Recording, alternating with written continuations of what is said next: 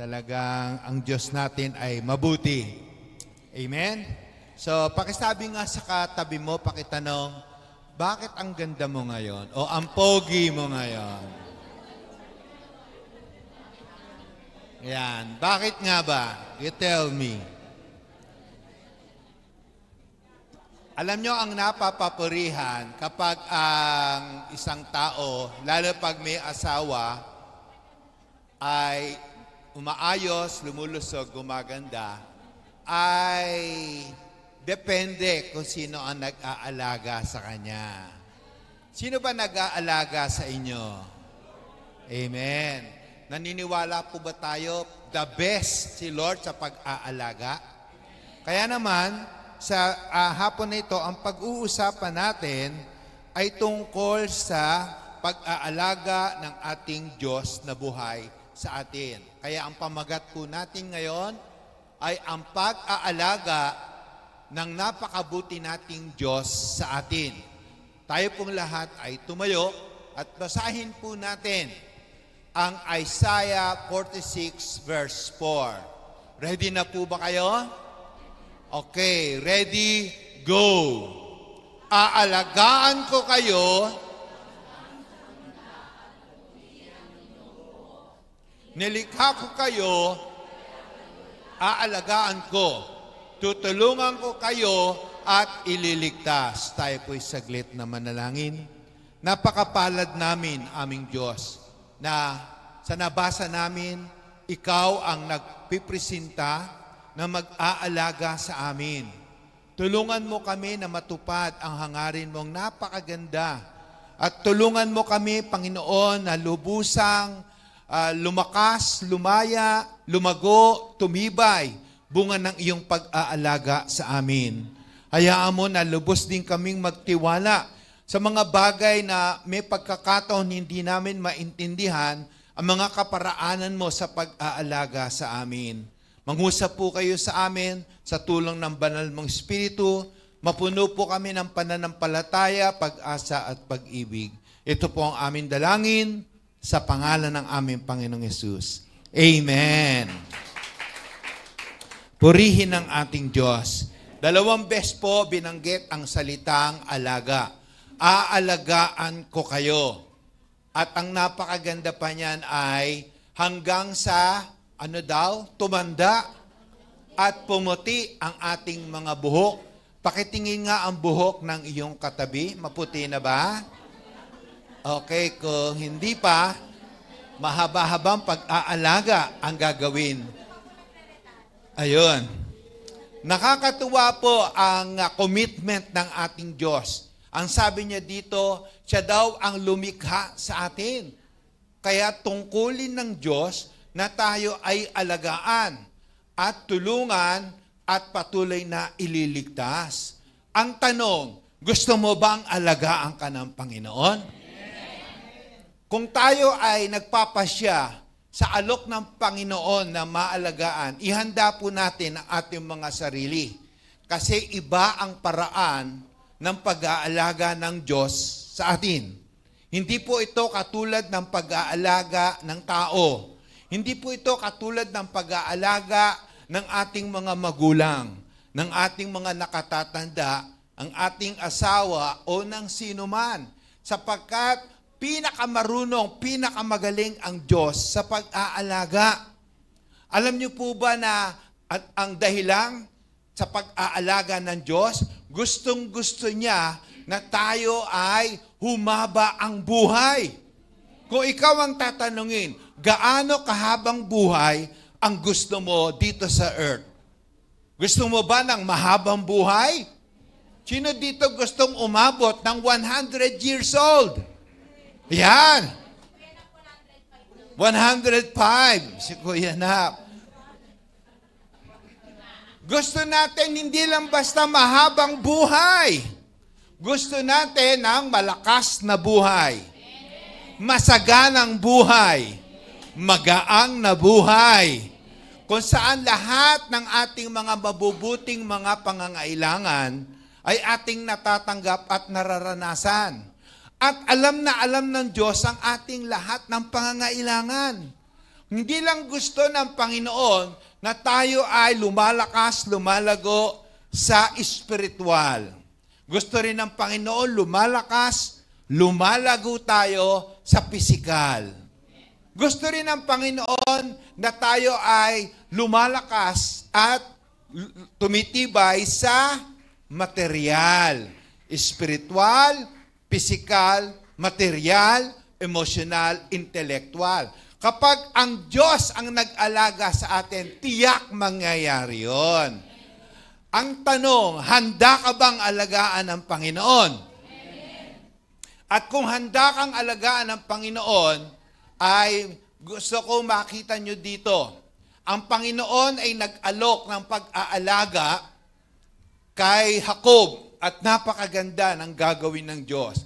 Ang mga lahi mo ay magiging kasindamin ng alikabok sa lupa. Mangangalat sila sa iba't ibang bahagi ng lupa. Sa pamamagitan mo at ng lahi mo, pagpapalain ko ang lahat ng tao sa mundo.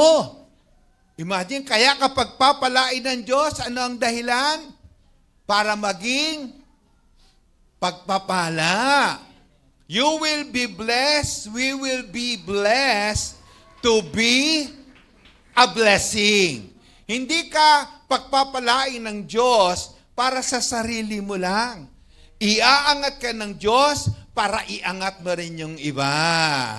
Okay? Para yung pagpapala ng Panginoon, kakalat sa buong pamilya mo, kakalat sa buong kamag-anak mo, kakalat sa buong kapitbahay upang marami ang maligtas. Ang sabi diyan, alalahanin mo palagi. Yan ha. Nakasama mo ako at iingatan kita kahit saan ka pumunta.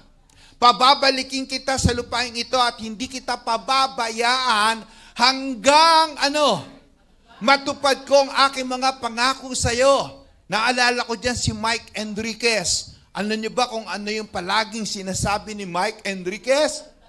Hindi kita tatantanan. Diba? Sabi ni Mike Enriquez yun. Hindi ko kayo, si Lord naman nagsasabi, hindi niya tayo tatantanan, hindi niya tayo titigilan, hindi niya tayo lulubayan hanggang hindi natutupad yung pangako at plano ko sa iyo. Gusto ba natin yon? Hallelujah! Napakaganda ang ino-offer ng Diyos kay Jacob. Hanggang sa matupad ko ang aking pangako sa iyo. Ngayon, alam niyo ang ginawa ni Jacob? Sumumpa agad. Napakaganda ng offer di ba?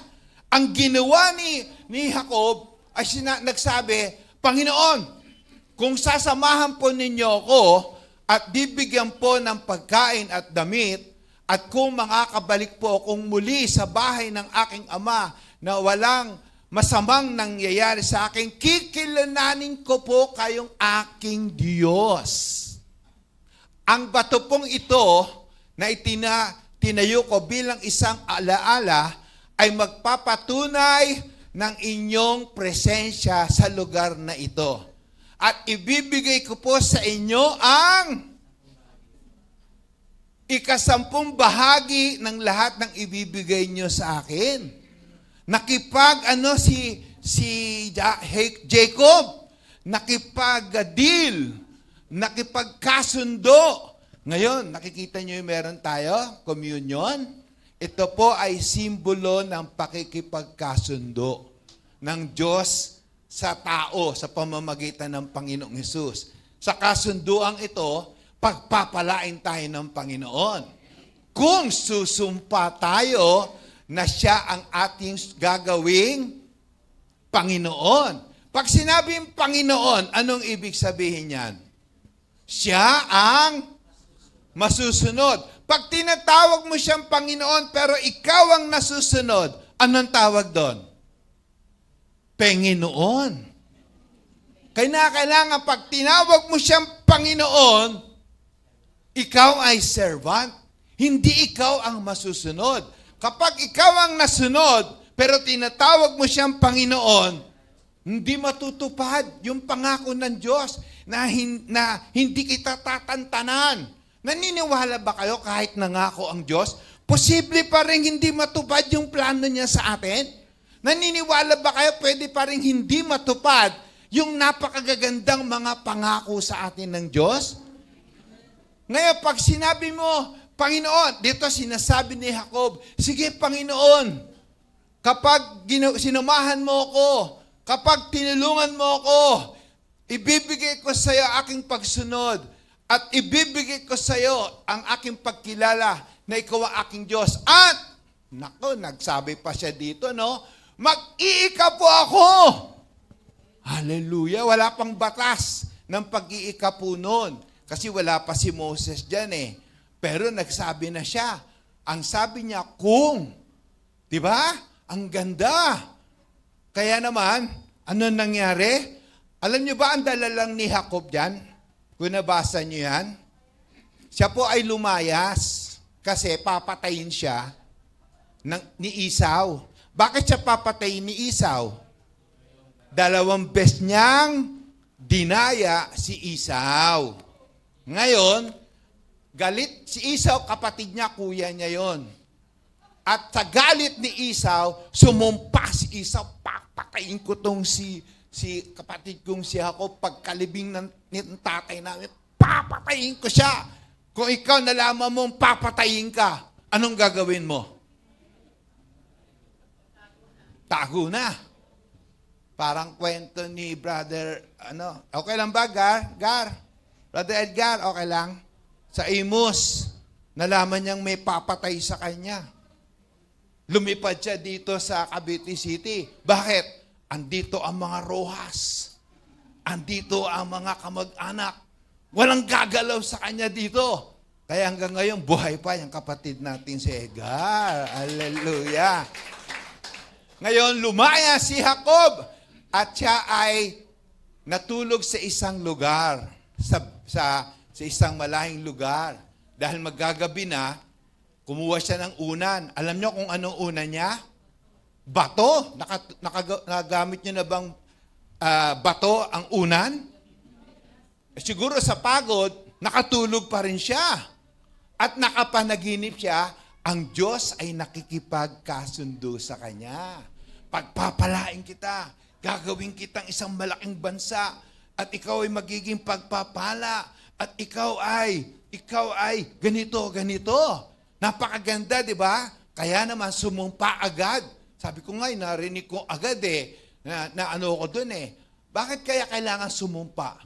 Alam nyo, sabi sa Amos, maari bang magsama sa paglalakbay ang dalawang tao kung hindi sila magkakasundo? Kinakailangan yung offer ng ating Diyos na aalagaan tayo para matupad yung kanyang mga pangako. Kinakailangan tutumbasan natin yun ng pagsunod at pakikipagkasundo. Kinakailangan kung ikaw ay gusto mong maranasan ang kagalingan, halimbawa gusto mong gumaling, gusto mong lumaya, pwede kang makipagkasundo. Lord, pagalingin mo lang ako. Lord, pagpalain mo lang ako. Talagang the rest of my life, ikaw ang aking Diyos. Lord, magpapakalago ako sa iyong kalooban. Magpapakalago ako sa pagsunod sa iyo, sa paglilingkod sa inyo. So may pangako ang Diyos, meron ka ding pangako. At pagkatapos magkakasundo, tiyak mangyayari yon. Naniniwala ba kayo? Ang Diyos ay may kapangyarihan na tuparin ang kanyang pangako? Amen. Natupad. Alam niyo ba sa Genesis 32, ito. Hindi po ako karapat-dapat tumanggap ng lahat ng kabutihan at katapatan na ipinakita ninyo sa akin, na inyong lingkod, sapagkat nang tumawid ako noon sa Jordan, wala po akong ibang dala kung hindi tungkod lang. Nung siya ay nakipagkasundo sa Diyos, nang uumpisa pa lang siya, tungkod lang ang dala niya. Hallelujah. Wala siyang ibang dala, wala siyang ibang yaman, wala siyang ibang anuman. Tungkod lang. Pero, sabihin nyo nga, pero, Ngayon ay may dalawa na po kong grupo. Alam nyo kung makikita nyo yung dalawang grupo na yon, laksa-laksang mga alagang hayop, mga anak. Okay? Ang dami talagang blessing. Uuwi na siya niya, pauwi na siya niyan. At talagang nakita niya ang katapatan ng Diyos kapag siya ang nag-alaga. Alam po ba natin, kapag ang Diyos ang nag-alaga sa atin, kahit mag-umpisa tayo na tayo ang pinakamahina, pinakamahirap, alam niyo, babalik ta rin lahat ng Diyos na ikaw ay mabago ng mabago from glory to glory. Alam niyo ba, maski magsimula ka sa Diyos na maraming utang, sa paglipas ng panahon, darating ang araw, mababayaran lahat ng utang mo at ikaw na ang magpapautang. Hallelujah! Mag-umpisa ka sa Panginoon na wala kang bahay. Yan, sino po ba dito ang may bahay na? Taas ang kamay. Ayan. Okay, ilan pa lang. Sino dito gustong-gusto na magkaroon ng sariling bahay? Ayan. Hallelujah. Naniniwala ba kayo may kapangyarihan ng Diyos na gawin yan? Nagsimula ako, kahit bisikleta nga, wala. Kaya ang lagi kong sabi kay Mama Cynthia, kung ako ang tatanggapin mo, tatapatin na kita. Pero nabigo ba ang Diyos? Mga kapatid, hindi mabibigo ang Diyos sa atin. At si Jacob, sabi niya, tungkod lang. Pero ngayon, laksa-laksa na. Kaya kapatid, magpaalaga na tayo sa Panginoon. Kaya lang, pag nagpaalaga ka sa Panginoon, humanda ka. Dahil, ito ang gagawin ng Panginoon. Ako ang tunay na puno ng ubas. At ang aking ama, ang tagapag-alaga. Ayan ha. Usahin niyo mabuti to. Kasi talagang may gagawin ng Diyos sa buhay natin. Pinuputol niya. Tinatanggal niya. Ano pa? Inaalis niya. Tinatagpas niya ang aking mga sanga na hindi namumunga. At linilinis niya ang bawat sangang namumunga para daw. Hallelujah. Kung mabait ka na ngayon, lalo ka pang babait. Sabihin mo nga sa katabi mo, mabait ba ako?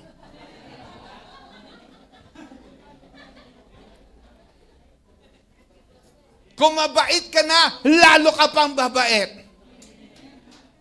Kung ikaw naman ay parang nahihirapan, mga kapatid, pagagaanin ng Diyos ang buhay mo. Kung ikaw naman ay nagsimulang may karamdaman, pagagalingin ka ng Panginoon. Kung ikaw ay nagsimula na mahinang-mahina, palalakasin ka ng Diyos na buhay. Sapagkat pag ang Diyos ang nag-alaga sa iyo, maraming mababago. At magugulat yung mga dati mong kakilala, hindi ka na halos makilala. Ano nangyari sa'yo dati? Ang payat-payat mo na. Isang bulati na lang ang pipirma. Bakit ngayon ang pogi-pogi mo na? Ang ganda-ganda mo na. Parang gusto ko na magpa-autograph sa'yo. Babaguhin tayo ng Panginoon from glory to glory. Hindi tayo tatantanan ng Diyos hanggang hindi natutupad yung mga pangako pagpapala niya sa atin. At ang sabi ng Diyos, siya na nagsimula ng mabuting bagay sa atin ay buong katapatan niya itong babantayan hanggang matupad hanggang sa araw ng kanyang pagbabalik. Kaya lang, sabihin nyo, kaya lang. Ito, ang sabi niya, pinuputol, nililinis niya ang bawat sanga para lalong mamunga, para lalong lumakas, para lalong mabago, para lalong gumanda, lalong tumalino, lalong humusay, lalong bumuti. Kapatid, ang Panginoon ay nagbabantay. Kung ikaw ay magsisimula ngayong may karamdaman, kung ikaw lamang ay may pagpapailalim sa Diyos, sa bawat buwan, lalakas ka ng lalakas. Kaya Kuya Faustino, hindi nagkamali na ikaw ay pumunta ngayon. May magandang gagawin sa iyo ang Diyos, Kuya Faustino. Ako lang kung maaga kong nakilala ang Panginoon, kasi nagpaka-serious ako, 23 na ako Sana nung ako ay elementary pa lang, nagpaalaga na ako sa Panginoon. Dahil talagang, nung ako ay elementary na high school, ang dami ko ng kalokohan. Ang dami ng katigasan ng ulo. At sa paglipas ng panahon, kinakailangan akong i-break ng Diyos para magkaroon ako ng breakthrough. God allows difficulties to break us for us to experience breakthrough. Dahil ang gagawin ng Panginoon, yung mga bagay na nakakasagabal sa iyong paglago, aalisin ng Diyos yun. Kung ikaw mainitin ng ulo, mainitin ba ulo nyo? Ilalagay ka sa gitna ng mga pasaway para lalong uminit ang ulo mo. Hanggang sa mapagod ka na sa kakainit ng ulo. Madali bang kumulo ang dugo mo? Lagi kang pararanasin ng Diyos ng mga sitwasyong madaling kumulo ang ulo mo, ang dugo mo. Magugulat ka na lang, may makakasama ka sa trabaho, sa school, sa cell group, sa church, at madalas pa, yun ang katabi mo sa upuan. Kung maigsi ang iyong pasensya, papahabain ng Diyos ang iyong pasensya. At paano mo masasabing lumalakas na ang tao sa Espiritu ng Diyos? Alam nyo, paano mo masasabi lumalago na ang tao sa Espiritu ng Diyos? May bunga. Di ba malalaman ang puno sa bunga? Bawa, nakakita ka ng puno ng mangga. Automatic ang bunga niyan, bayabas? Hindi. Mangga. Kapag lumalakas sa iyo ang Espiritu ng Diyos, ang makikita sa iyo ay pag-ibig. Ano pa? Kapayapaan, kagalakan, kahinahunan, kabutihan, kabaitan, katapatan. Ano pa? Pagpipigil sa sarili, kaamuan. Na dati hindi nakikita yun sa'yo. Pero dahil sa pag-aalaga ng Panginoon, lumalakas ka sa Espiritu. Pero pag tayo ay inaalagaan ng Panginoon, tinatawag natin siya Panginoon, pero tayo pa rin ang nasusunod, pwedeng maging malakas pa rin ang laman. At ano ang mga bunga para masabing Kristiyano, pero malakas pa rin ang laman? Ano? Ang mga bunga ng laman ay, ano raw? Paglalasing. Nabalitaan niyo ba yung sa kanto? Pag-araw, praise the Lord ng praise the Lord. Hallelujah. Paggabi, nasa kabaret. Pambihira. Yung pala pag-araw, nakaputing jacket.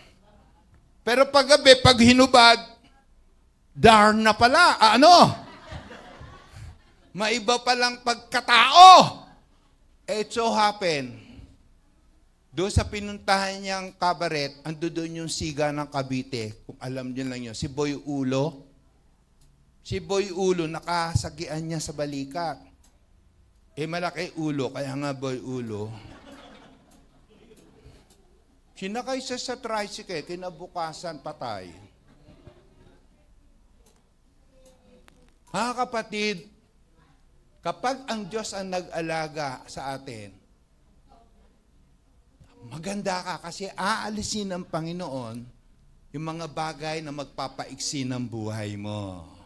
May time masakit, may time hindi madali, pero sa ikabubuti natin yon. Kaya ano man ang mangyari, magpuri ka sa Panginoon. Lord, ayoko nito, Lord. Lord, bakit ito, Lord? Bakit ako, Lord? Ang bait ko. Lord, bakit nangyayari ito? It's unfair. Hindi tama to. Inaalo talaga ng Lord yung meron siyang inaayos sa atin. Meron pong eksperimentong ginawa sa Amerika. 2 grupo ng baka. Sabihin nyo baka. Alam nyo bakit baka? Baka, ngayon, yung isang grupo ng baka, inilagay nila sa isang magandang lugar. Sariwa mga taniman, may batisan, magaang ang magiging buhay ng mga baka. At talagang nilalagyan sila ng maraming lilim. At walang ka-danger. At talagang ang gaang ng buhay ng mga baka. Ang sarap-sarap ng buhay. Napansin nila, madaling mamatay. Hindi porke laging masarap ang pagkain mo, hindi porke lagi ka naka-aircon, hahaba ang buhay mo. Yung mga anak natin, halos ayaw nating pagtrabahuhin o mahirapan. Naku, hindi pwede yun. Kinakailangan yung mga anak natin, katulad ni Ford, maihanda na siya na maging matibay, malakas. Train a child in the way they should go so that when they grow up and when they become old, hindi nila malilimutan. Hayaan natin silang mahirapan. Paglakad sila ng maglakad. Ako nga nagkamali, mga kapatid, aminin ko. Sa sobrang concern at hindi balancing pag-aalaga, si Sarah parang naging mahina tuloy ang katawan, laging absent. Bakit? Ang eskwelahan niya mula dito hanggang sa Sangli, yung gate. Nahatid ko pa ng motor. Bakit? Ayoko siyang mapagod, mainitan ng araw. Ayoko siyang mahirapan. Anak, sakay na. Araw-araw. Bakit? Nalilate pa eh. Imagine dito ang gando nalilate pa. Tapos, nung maliit pa siya, saka gustuhan kong siya ay lumakas at sumigla. Pag pinapain ko siya ng gatas, nilalagyan ko pa ng Milo o kaya Ovaltine. Ang sarap yan, di ba? Sige nak, tunggain mo yan. Sige. Alam nyo, naging consequence, ang laki ng tonsil niya. Kasi natutulog siya na matamis na iiwan. Hanggang isang araw, nung pagdating niya ng mga magge-grade 1, nakita ko na pag natutulog siya, humahagok.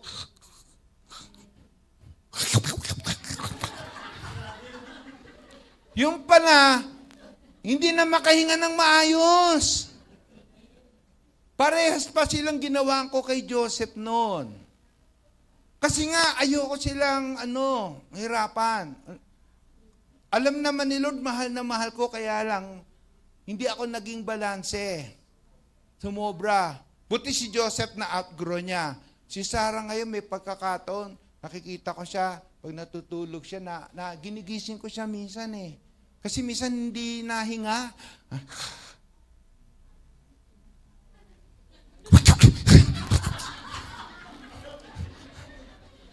Hindi ako makatiis. Nagising ko. Delikado yun. Nakakaigsi ng buhay yun. Mga kapatid, minsan nilalagay tayo ng Lord, nahihirapan tayo eh. Alam niyo yung mga bakang unang grupo, daling namatay. Eto ngayon yung pangalawang grupo. Nilagay nila ngayon sa isang lugar na punong-puno ng hamon. Bago sila makakain, kailangan muna silang maghanap. Bago sila makainom, kailangan muna nilang maglakbay ng maglakbay. At pagkatapos bigla pang may lalabas na leon, di mapapatakbo ngayon yung mga baka. Pero yung leon nilagay ng mga scientists, wala nang ngipin yun. Wala na rin kuko. Hindi alam ng mga baka yun. Pero kung tinitingnan lang nila pag umaatungal, matatawa pa sila eh. Kasi wala nang ngipin. Pangtakot lang. Sabi mo nga sa katabi mo,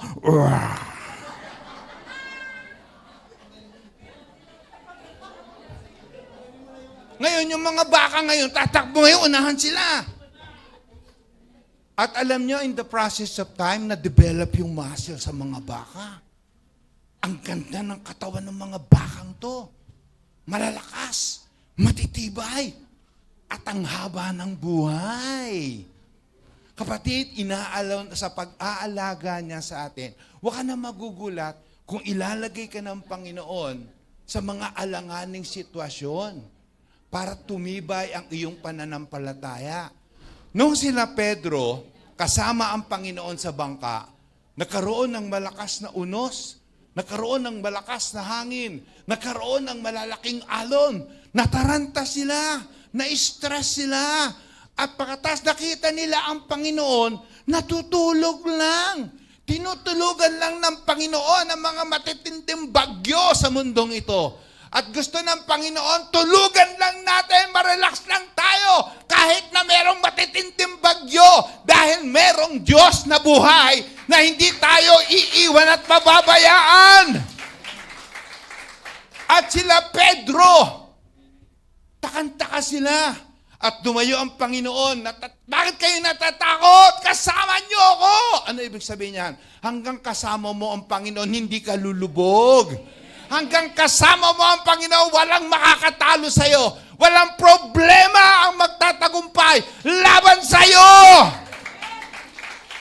Kapag kasama mo ang Panginoon, hindi ka mabibigo. Hindi ka lulubog.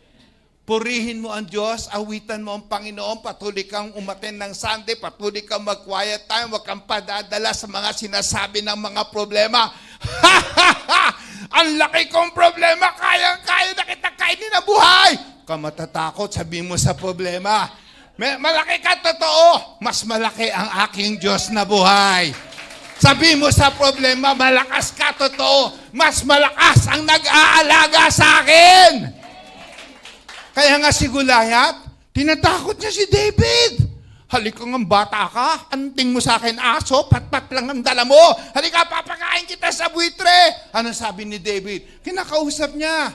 Kinakausap ka ng problema, tinatakot ka. Ang sabi ng doktor sa'yo, 6 na buwan na lang ang buhay mo. Ang sabi naman ni David, humaharap ka sa akin, ang lalaki ng dala mo. Humaharap ako sa iyo sa pangalan ng aking Diyos na buhay at tatalunin kita para malaman sa buong mundo na merong Diyos na makapangyarihan ang Israel. Kaya pwede mong sabihin, humaharap ang mga malalaking problema sa iyo. Sabihin mo sa problema, humaharap ka sa akin na matitindi ang sinasabi mo. Humaharap ako sa iyo sa pangalan ng Panginoong Hesus. Para malaman ng buong pamilya ko, malaman ng buong kapitbahay namin, merong makapangyarihang Diyos na nag-aalaga sa akin. Hallelujah! Alam nyo, si Pedro, sa paglipas ng pag-aalaga ng Panginoon, eto na nangyari kay Pedro. Noong gabing bago iharap si Pedro sa paglilitis, kinabukasan papatayin na siya. Papatay na si Pedro. Kaya ang ginawa kay Pedro, pinakulong. Nilagyan ng tanikala. Pinabantayan sa napakaraming gwardya. Ang daming nagbantay diyan kay Pedro.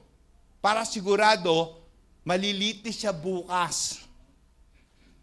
Ang dyablo o ang mga instrumento niya, gustong-gusto tayong patayin, takutin. Pero hindi niya basta magagawa yon. At etong si Pedro, dating matarantahin to. Kita natin yung bagyo, di ba? This time, nakukuha na ni Pedro matulog. Makakatulog ka ba kung may malaki kang problema? Halimbawa, bukas darating na si Bombay. Halimbawa, darating na yung Halimbawa, darating na yung sheriff na magpapagiba ng demolition ng bahay mo.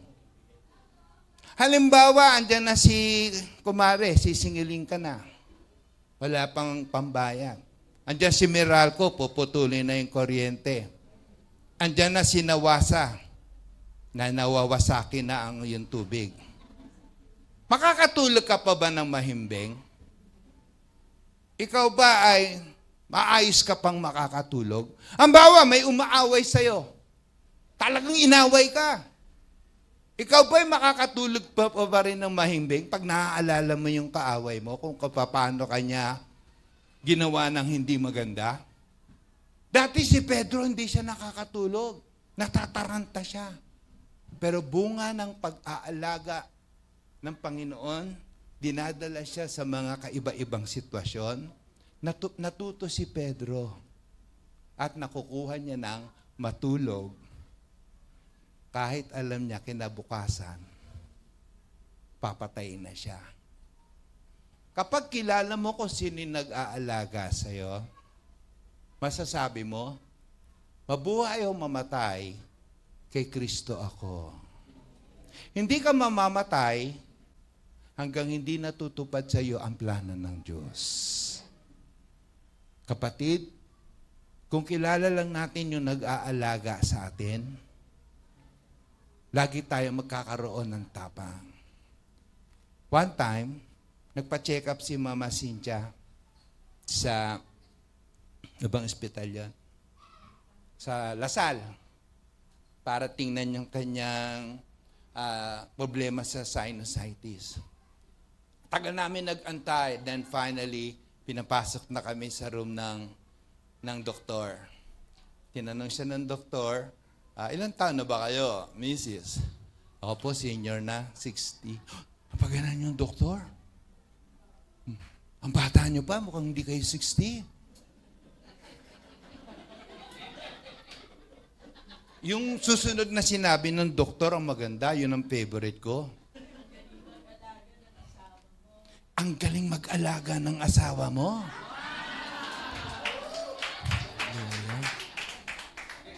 Akala niya, siya lang ang pinuri na doktor.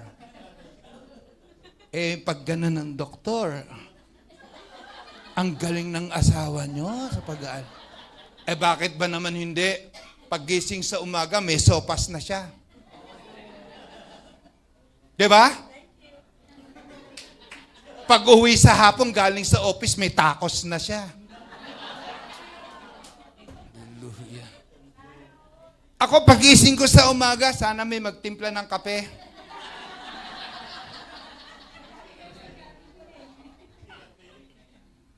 Kaya, ang swerte mo. Hindi, ibig sabihin, mapalat. Thanks for the correction. Maraming mga tao nagkukulang sa'yo na pwede mong ikasama ng loob. Huwag kang papadaig. Dahil yung kakulangan ng mga tao, Diyos ang pupuno. At kapag Diyos ang pupuno, masasabi mong magaling talagang mag-alaga ang Diyos. Matay mo yung puso mo. Huwag ka nang magugulat kung ikaw ay nasa sitwasyong hindi mo maintindihan. Basta palagi kang magpasalamat sa Diyos, sa ikabubuti, ikatitibay mo ang inaalaw niyang mangyari.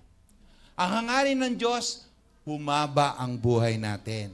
Maaring totoo, kumain ka ron ng pansit, lalo pag birthday. Pampahaba ron ng buhay. Kumain ka ng gulay. Pero ang talagang sikreto, manumpa ka sa Diyos. Sige, Panginoon, kung sasamahan mo ko, magpapakalago ako sa iyong salita. Sa pagsunod, sa paglilingkod sa iyo. Kaya ngayon, tayo ay magkakaroon ng kasunduan sa Diyos. Anong gusto mong gawin sa iyo ng Panginoon? Sa iyong kalagayan, babaguhin ng Diyos sapagkat nakikipagkasundo ang Diyos at ito'y pinirmahan niya ng kanyang dugo. At ito ay pinatunayan niya nang siya'y naghirap at nabayubay sa krus ng Kalbaryo. Ikaw ba ngayon ay makikipagkasundo sa Diyos?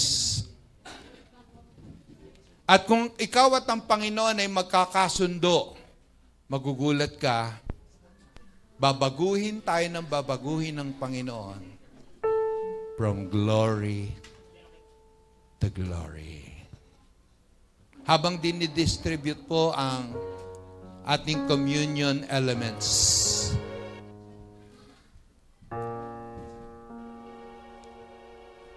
tayo po ay magnilay-nilay. Tayo po ay buong pagpapakumbaba sa presensya ng Diyos na magsabi, Panginoon, sumusumpa ako na kung gagawin mo ang lahat ng mga pangako mo sa akin, mula ngayon, ikaw na po ang aking Diyos. Mula ngayon, pinagkakatiwala ko sa iyo ang aking buhay at lahat-lahat sa akin. Mula ngayon, magsisikap ako lumago at maglingkod sa iyo. Kung kayo at ang Panginoon ay magkakasundo, magiging maganda ang natitirang taon ng lakbayan ng ating buhay. Kung tayo po ay meron na, pwede na po tayong tumayo. Itaas po natin ang tinapay. Lord, sa gabi ng ikaw ay ipapako, itinaas mo ang tinapay na ito at sinabi mo, kainin nyo ang tinapay na ito na simbolo ng aking katawan na mababayubay. At gawin nyo ito sa pag-alaala sa akin. Ito'y pakikipagkasundo ng Diyos sa atin sa pamamagitan ng Panginoon na kung tayo ay lubusang susuko at tatawagin talaga natin siyang Panginoon, hindi tayo mabibigo sa mga pangako sa atin ng Diyos. Salamat po, Panginoon, sa iyong katawang na bayubay. Salamat po, Panginoong Hesus. Kainin na po natin ito.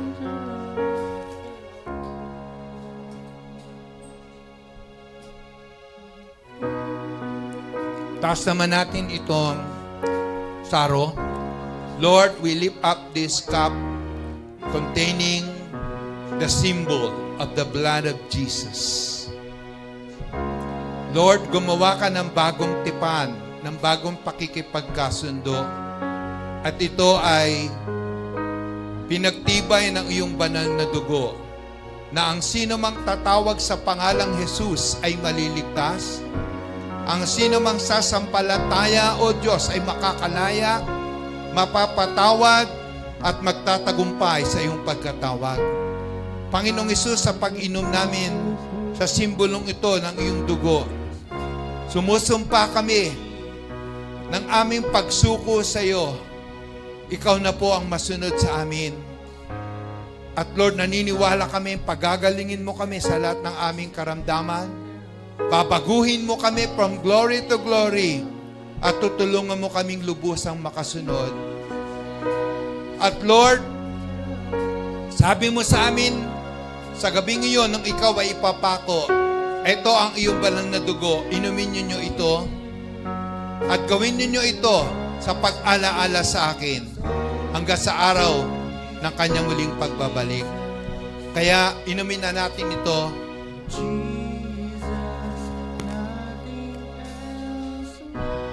Yes, Lord. Hallelujah.